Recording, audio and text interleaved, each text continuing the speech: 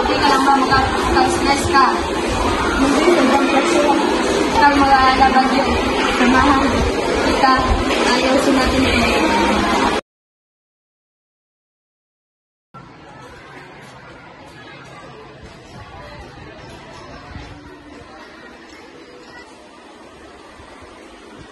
Bagyo, mukhang kang wala sa sarili mo. May problema ba?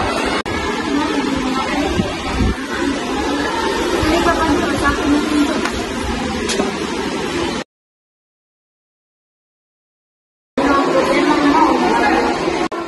Tinutulungan namin si Bagyo, pero hindi namin alam kung saan kami magsisimula.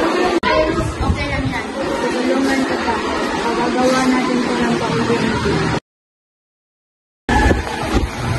Anak, ano ba ang nangyayari sa'yo? Pag-stress ka na naman.